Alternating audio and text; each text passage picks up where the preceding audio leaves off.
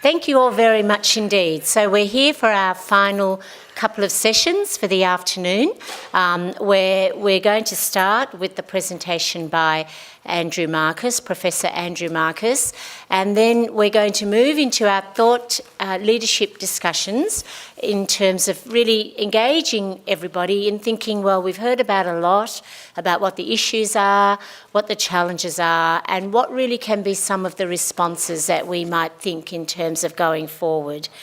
So if I can introduce you to Professor Andrew Markus, who is going to talk about this report that's been on your tables, Young Adults and Cultural Diversity, Experiences and Challenges, and the discussion paper.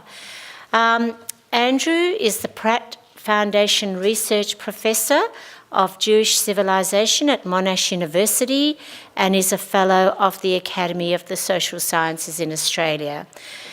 He has published extensively in the field of Australian race relations and immigration history and is the principal researcher on the Australian Jewish population and Yiddish Melbourne research projects.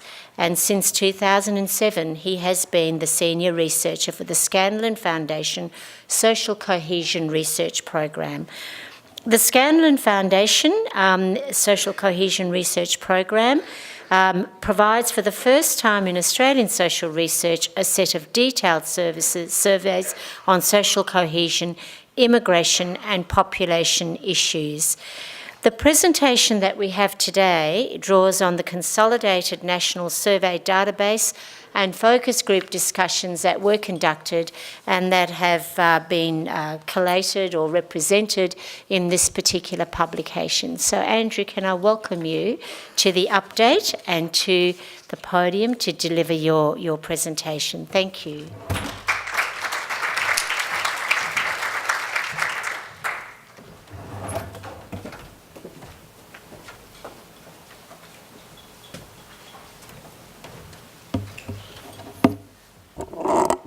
Okay, well, good afternoon, and thank you for the invitation again to participate in these discussions. And I'd also like to take the opportunity to pay my respects to the traditional owners. Just get my timer happening. Okay. What I'm presenting to you today draws on a paper that I prepared that the Scanlon Foundation requested, looking at, with all of the data that we've collected, what can we say about young people?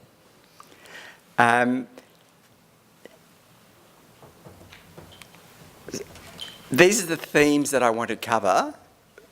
The general point to make is it's not particularly about immigrant young people, it's about young people in general. When have looked specifically at data pertaining specifically to immigrants, refugees, cold background, if anything, the attitudes tend to be more positive than they are for the total population. More positive about Australia, even though people may be having difficulties, but sense of belonging is very strong. Is this a good country or not? And people will want to say, yes, it is a good country. One area of concern is experience of discrimination. It can actually be much higher amongst some immigrant and refugee communities.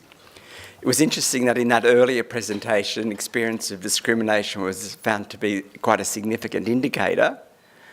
But whether that actually carries over to people's acceptance of Australia and happiness of being here, that's an open question. All right, so these are the things that I will talk about, just give you some context about this particular study, attitude to politics, social justice and equity, belonging, a sense of identification, national identity, immigration and cultural diversity and experience of discrimination. And most of the data that I'm presenting is quantitative, but the last part draws on some of the qualitative research that we've done. All right, so looking at data, it's very complex. You can look at it from all different points of view. So I always want to promote people to be critical in their consumption of survey data, because a number of factors can have a major impact and can even end up with quite diverse messages depending on how you're doing it. So obviously big issues are to do with, are the surveys random or non-probability? And here I'm essentially drawing on probability samples. So we did this large survey, Australia 215, which is non-probability. It was an opt-in survey, so I'm more comfortable using the probability data. You need to look at sample sizes. Mode of surveying is really important. And in particular, whether the questions are being administered by an interviewer or whether they're a self-completion survey. And particularly in the area of social desirability, if you're asking people questions which are sensitive and an interviewer is asking the question as opposed to a self-completion survey, you can get very different results. And so in this year's Scanlon Foundation report, we've actually using a number of different survey methodologies to try to get to an even deeper understanding of opinion. You know, asking the right question, an optimal question, is crucial, and how many response options you give people can actually, and I'll illustrate that if I get around to it, can actually produce very divergent results. So question wording and response options. People can often identify question wording, but their antennae aren't so good at actually decoding the impact of response options on the answers that you get. And the final thing is, the data that you're being presented, is it just like one question or is it a series of questions? And I'm very much into the series of questions rather than single questions, and yet the media will often run with one question. All right, so the sort of data that we have, we've got 9 national surveys and probability samples, and now approaching 1,600, and with the current survey we'll be well over 16,000. So that's really big.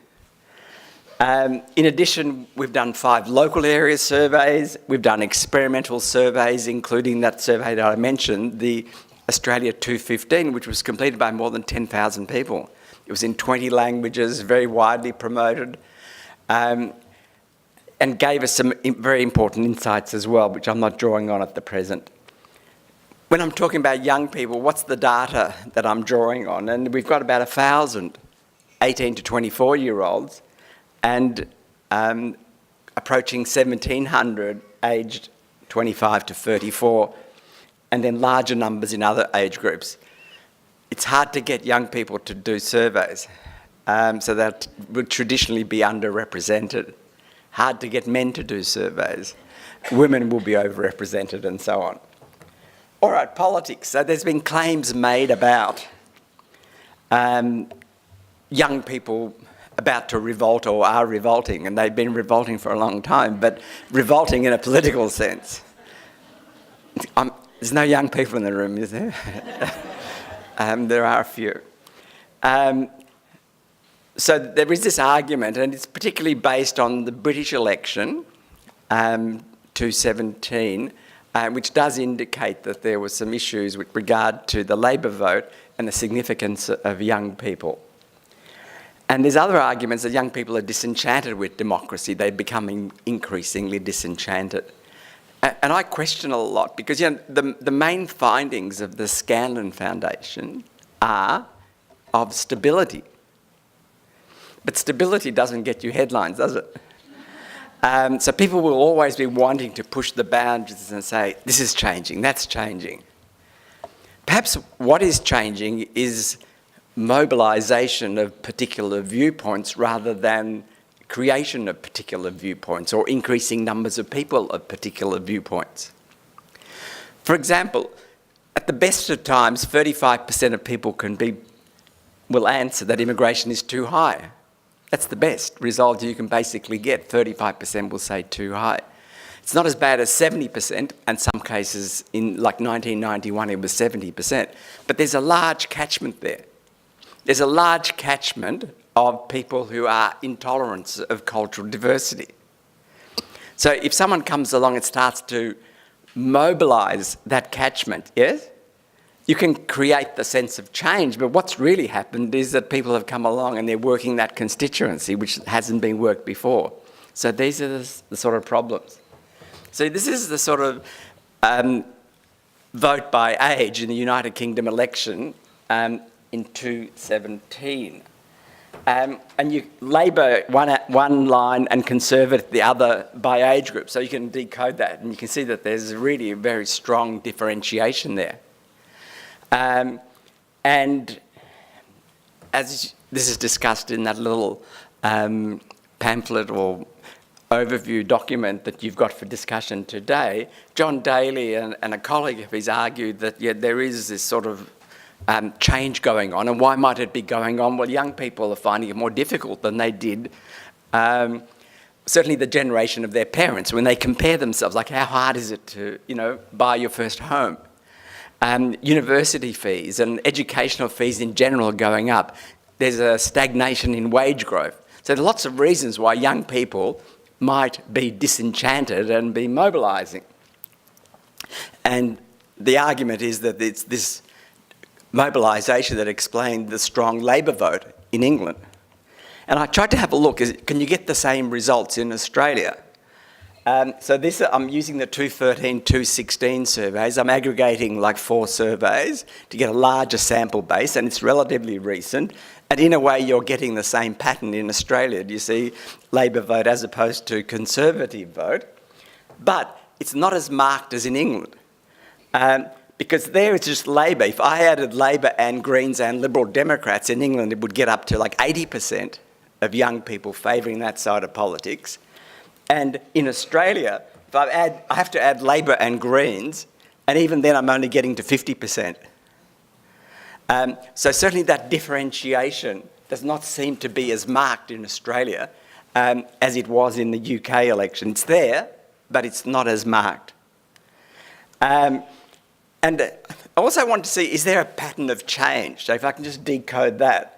If there was a pattern of change, you would get one line going up, another line going down again, but you don't get that, do you?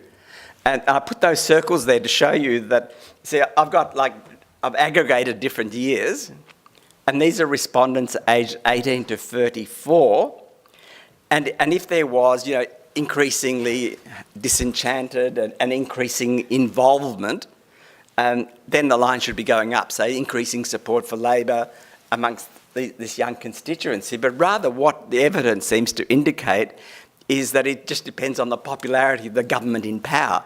So you see that dip in the red line, that's people getting sick of Rudd, Gillard, Rudd. And then what happens, it returns to where it was before. And ditto, people getting sick of Abbott, and Abbott. But again, that blue line is not that much different to what it had been in 2009, 2010. So I'm saying that the extent of support by young people for parties at the centre-left is nowhere near as large as it is in England, although it is skewed.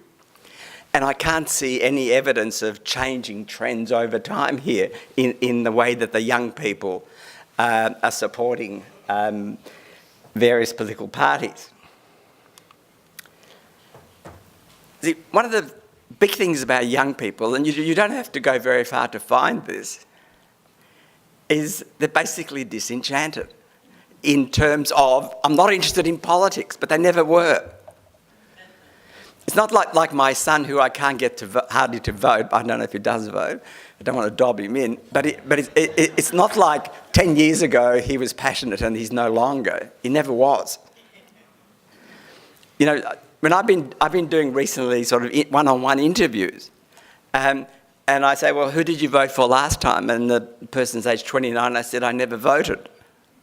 And I said, what do you mean you never voted? I said, I never voted. I can't be bothered. It's nothing to me. It makes no difference to my life who's in power.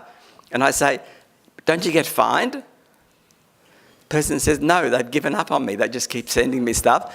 They're just taking me off the electoral roll. And another person who's actually not very well off, which is, I pay the fines. So a lot of people don't vote. And what this data shows you is that, you've got 11% of young people very interested in politics, 25%, under 25 to 34, it's slightly higher. But look at the people who are disinterested. 37%, not interested or not interested at all. So more than passionate engagement with politics, you do have passionate engagement, and there's your 11%. Talk to them, and they're changing the world. But a much larger proportion, by a factor of more than 3, are not interested. So this could all be wrong, but this is what the data is telling me. This is another test. Would you, so because I'm not just going on one question, would you say the system of government we have in Australia works fine, it needs major change, etc.? So the works fine or needs minor change. You see, there isn't a huge difference by age group on that one, is there? Around 60% of people think it's sort of all right. And there's no big differentiation amongst young adults there. Now, democracy may have its problems, but it is still the best form of government. So this is an illustration of the impact of questioning, because the Lowy Institute asks a question like this, but they give people 3 options. They say, one option is, yep, democracy is the best form of government. The second option is, in some circumstances, we may not need democracy, we may need another system. And the third option is basically don't care. Doesn't mean anything to me.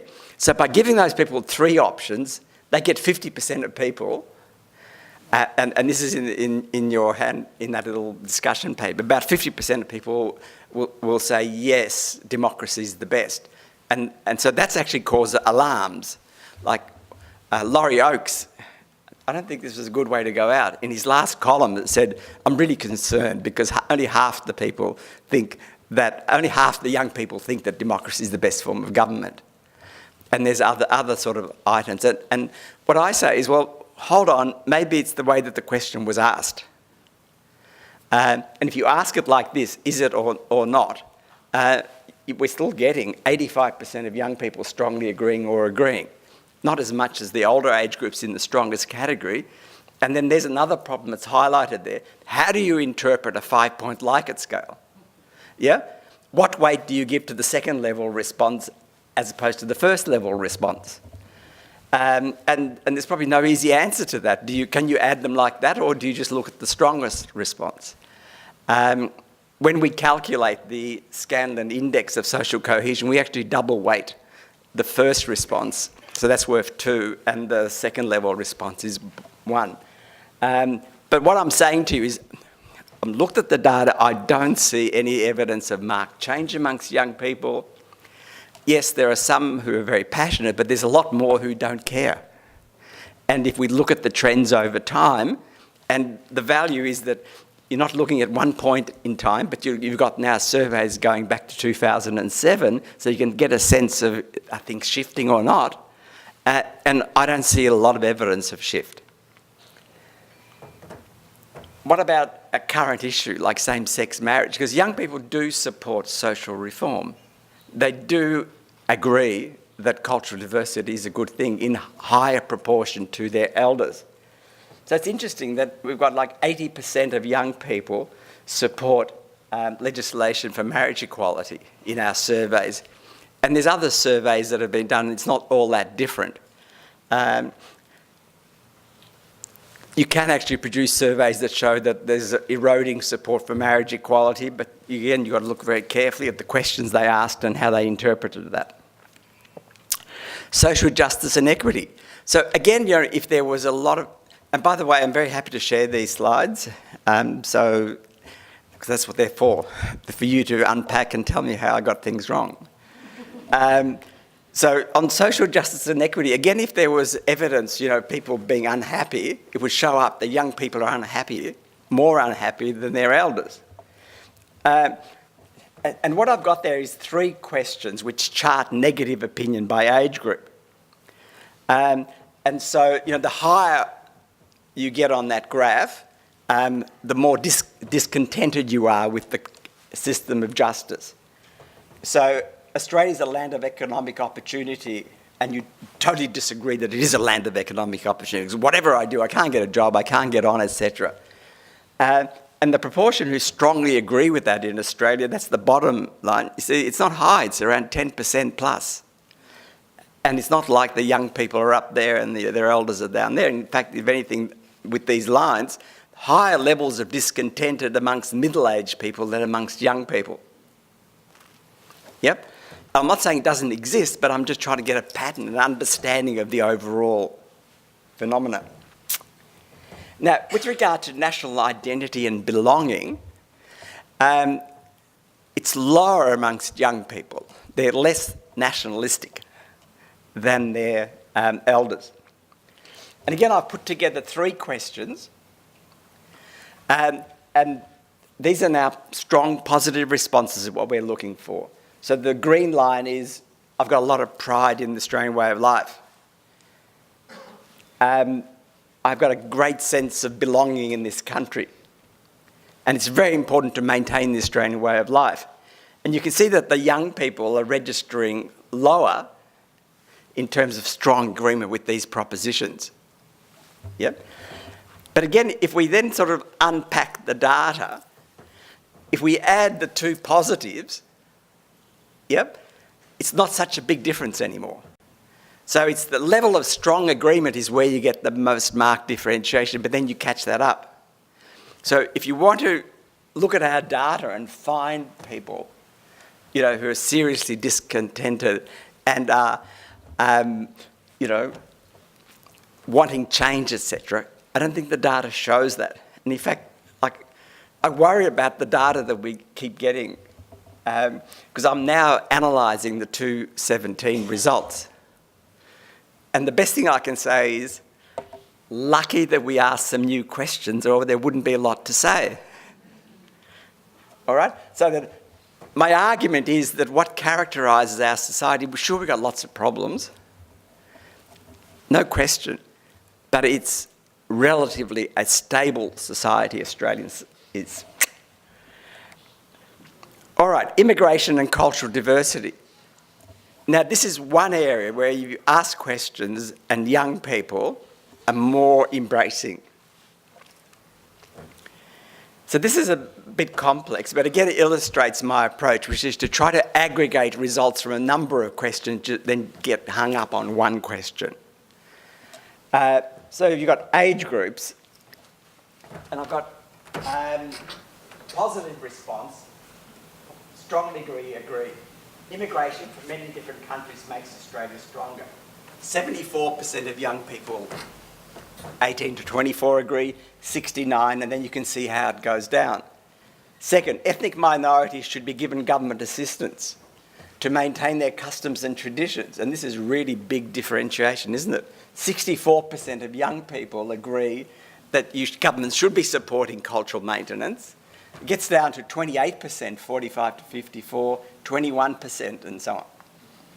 And you see, there's also interesting patterns here. This is what I look for in data. I believe that there's a regularity in public opinion. It's not all over the place. And if it's all over the place, I better look at the data again because probably I've actually not added it correctly. Multiculturalism has been good for Australia. On a question like that, the level of agreement holds up, doesn't it, amongst the age groups? But still, young people are the strongest. We should do more to learn about the customs and heritage of different cultural groups. And again, you're getting the same pattern. So if I average all of those questions, so young people are 74% positive, middle age is 55 or 48. So again, it sort of highlights that the young people are more accepting, that this is indeed an immigrant nation, that multiculturalism made us. It reflects us. It's who we are. Not all young people, but a higher proportion of young people are of that view. One of the concerns, however, is that in attitudes to Muslim Australians, there's very strong negativity in Australia. So that's an issue that we consistently find. And again, what we've been doing is trying to better understand the impact of mode effect, whether someone's asking you on the phone, mobile or landline, or whether you're doing it for yourself. And there's a very big mode effect. Because what happens when people want to not tell you what they really think, they'll often go for the middle category. Yeah? You see how big the middle category is there? So I won't tell you what we got this time, but I can tell you that a couple of years ago we did this experiment with third-generation Australians. We asked this question, attitude to Muslims. So when it was an interviewer, it was 28% negative. This is third-generation Australians, meaning born in Australia, both parents born in Australia. Online, it was 44% negative. So very big difference. And I suspect that what goes on here is that a lot of the people are in the middle category, but they're not really in the middle category at all. But for my purposes, I just want to illustrate for you the differentiation by age groups. It's 11% negative young people, or 18%, and it gets to 40% or more amongst more elderly people. And then if we do that, because we all need reference points, so attitudes to Christians, Buddhists and Muslims, and you can see the differentiation. And when we're looking about Christians, there isn't much differentiation. Attitude to Buddhists, you don't get much differentiation until you get to the retirees, over the age of 65, that's when you start to move. But that very sharp differentiation to Muslim Australians. And the concern beyond the differentiation is that the proportion who say they're positive is only about a little bit over 1/3, even amongst the young people. Experience of discrimination. Again, there's a sharp differentiation here. The highest reported experience of discrimination is amongst young people. And I think, well, it's a fact of life. The explanation probably is interaction. The more elderly have less interaction beyond their immediate circle and acquaintances. Young people are out there, they're at university, they're at nightclubs, they're walking the street at 11 o'clock at night and so on. The more elderly people aren't sort of subjecting themselves to that sort of interaction. But that's a big worry. And, some of the earliest surveys that we did, particularly Australia 215, with some groups, the experience of discrimination is above 80%, which basically means everybody. The question we're asked is, have you experienced discrimination on the basis of your skin colour, ethnic origin, or religion over the last 12 months? And with some groups who are physically distinct, because there's very strong colour prejudice, I believe, in Australian society at the present time, people who are distinct, very high levels of discrimination encountered. And if we just use the Scanlon Foundation probability samples and disaggregate that, there's a big difference in the reported experience of discrimination. These are quite aggregated categories, but say you're first generation, not an English-speaking background, you see it's 30%. If you're third generation Australian, you're 15%, so it's double. And then if we further disaggregated the non-English-speaking background groups, we'd actually find that with some of those older European groups it's relatively low. More recent immigrant groups from Africa and other areas is high. It's not high, it's off the scale. All right, talking about diversity. Quantitative and qualitative research. The value of quantitative research, it enables you to measure change over time using a consistent methodology. And you can establish the distribution of attitudes. I don't think if you were doing qualitative work, you wouldn't be able to disaggregate age groups like the way that I've just shown you that you can do. And I know that a lot of my colleagues here do qualitative work, and it's very kind of them to keep asking me back here, coming from the other camp. But it's the distribution of attitudes and also being able to compare. The obvious weakness is that you're asking simple questions. It's possible you're not even asking the right question. And you're giving people forced response options. So you could say it's a dumbed down way of trying to do it, even though it might be the best way of doing it, it's pretty dumbed down. So, of course, the answer is to have multiple modes. The great value of qualitative research is that it gives you complexity, variety, richness. The problem is it's very much open to the, even more so, because I've shown you how quantitative research is open to interpretation, starting at the point of actually shaping the survey instrument. But the problem, obviously, is verification. But it's in all of our work. So I'm now drawing on the focus groups. We did more than 50 focus groups, including focus groups in Perth in 2015. And what this shows you is really just the variety of human experience. You know, one person has an experience and they say, I didn't even notice it, what happened? What did you see? Another person is so upset, you know, by that same experience that they can't hardly talk about it for 2 months. So it's the variety of experience, change across generations, socialisation. Like, where did you grow up?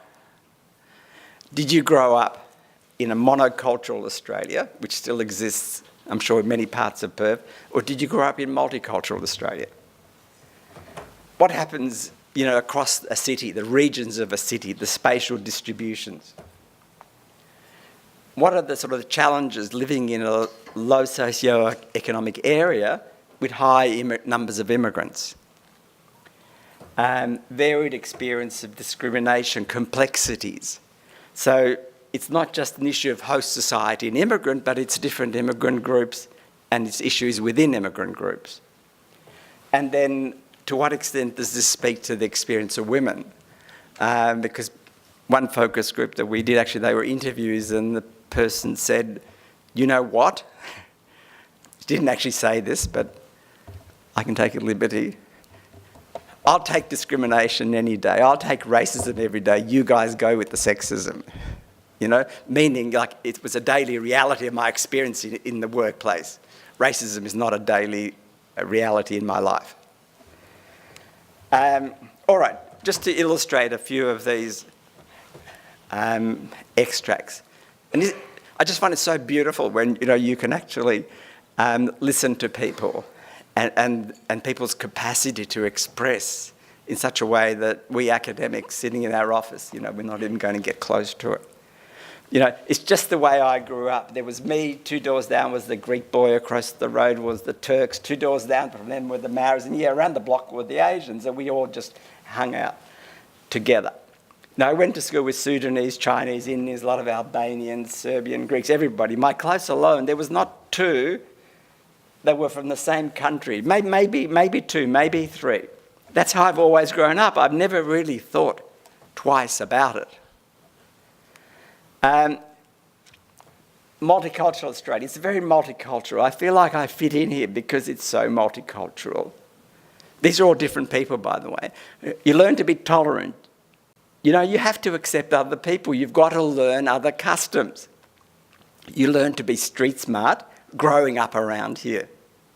You've got to learn to kind of adapt around here or you won't make it. So this is a high immigrant, low socio-economic area. I like always knowing what's going on in the community, in the sense of community. I like it when Ramadan is on. It's visible. When Eid is coming up, it's visible.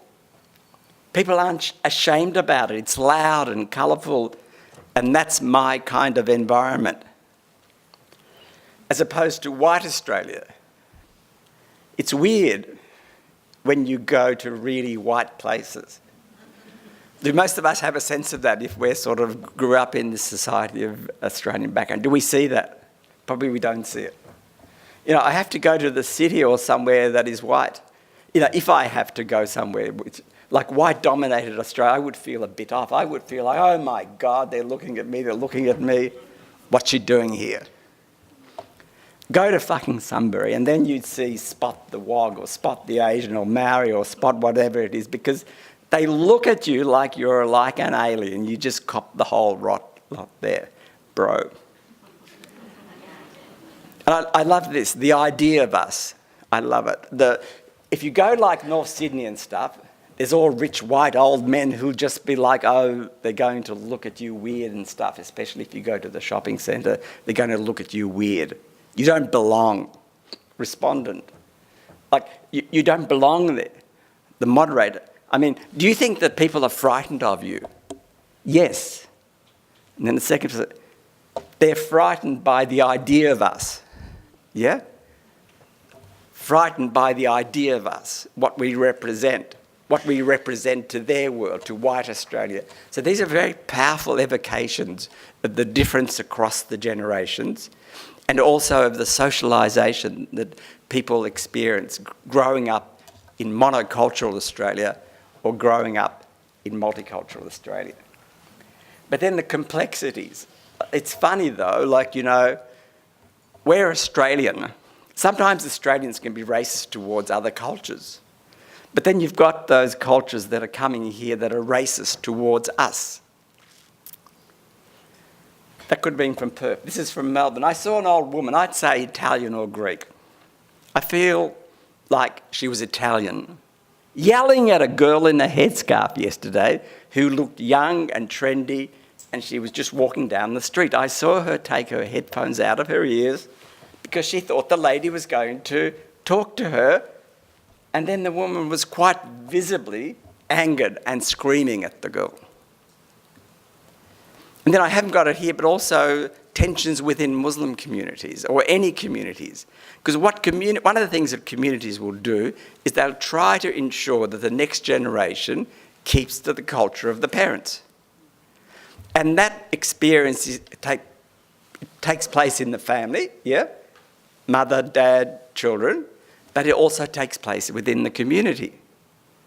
That the pressure is brought upon those who are moving away from that community. It's very strong. So this is the tension between different immigrant communities. In this area, you've got a lot of groups, like the Turks, for example. They stick together. You know what I mean? They're just like that. There's certain groups, even the Lebos, yeah, like a lot of them, they stick. If you're not Lebanese or you're not Turkish, they look at you like you're low or you're different. You walk through them like some Greek guy, they're like, all right, get out of here. They think this is their country, so what are you doing here? Oh, 3 minutes. Yes. I think I can do it.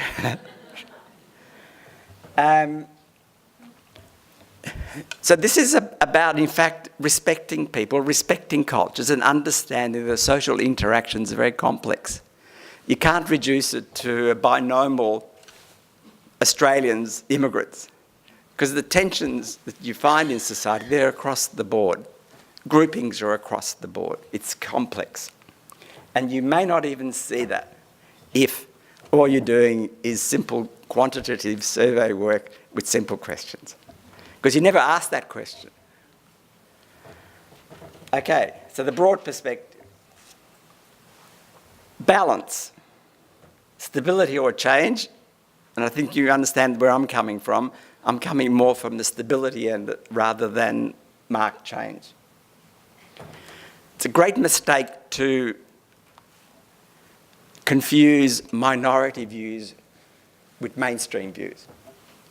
And the danger is that the media is about generating clicks, generating interest. And steady as you go does not actually get you there.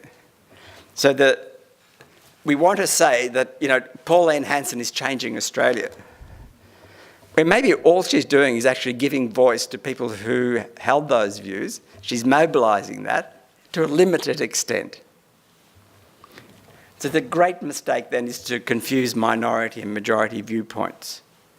And what I've looked at is majority viewpoints within politics, national identity, cultural diversity, experience of discrimination. Strong findings, strongly differentiated by age, but may not be changing so much. More what we're seeing is a reflection. You know, what changes is the media. What doesn't change is the people using the media. Yeah? So where we get our information from, the way we control our information, technology changes in a way that human beings, I think, don't change. And the best example that I have, and I always bring this up, and this might actually cut my 3 minutes, but Show me the 1 minute. You mean I was sneaking that by you? You were entranced and you were going to let me keep going. You're wasting, Andrew. Keep going. All right, the best example of that is people invented the internet. Now, we know that people stuff up everything, yeah? So here we had a pure system. What happened to the internet? People stuffed it up, and they're doing it for all they're worth. It hasn't really changed anything, you see. Technology changed, but the way that people use it, the way that people are, yep. All right, and the last point really is white Australia, multicultural Australia. That we need to understand that white Australia continues to exist both in people's minds and in a physical sense. And physical sense probably has two meanings. It means the spatial distribution of attitudes to the city and the way that people react to people's physical differences. Okay, thank you.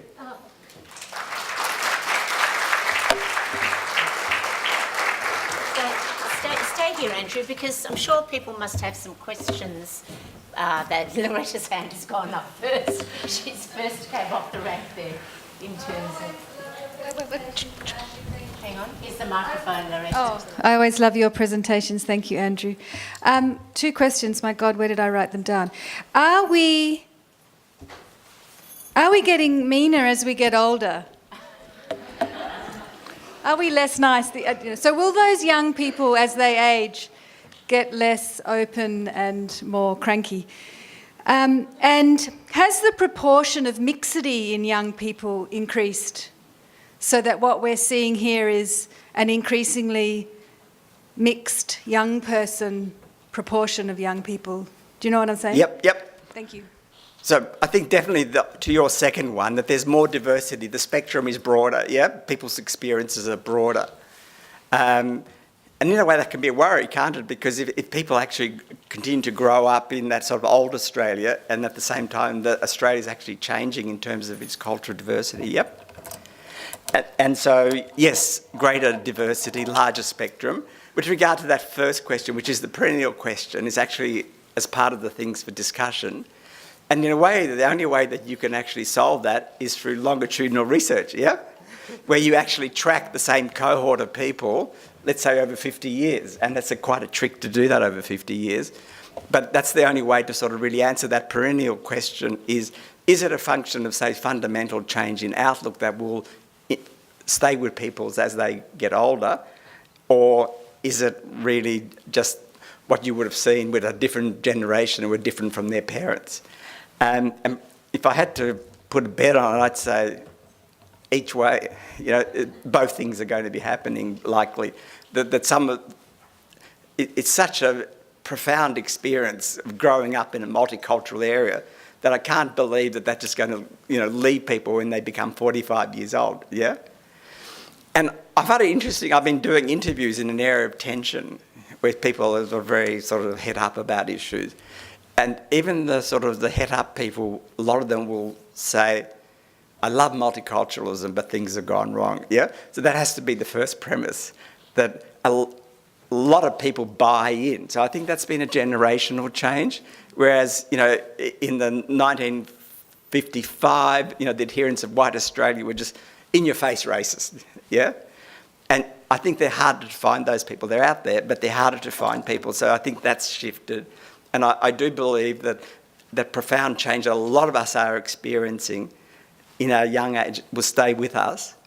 And the challenge for educators and others is how to infuse that knowledge so that people don't grow up in a monocultural environment. Samina. Thank you very much for a wonderful presentation. But if I could just be a bit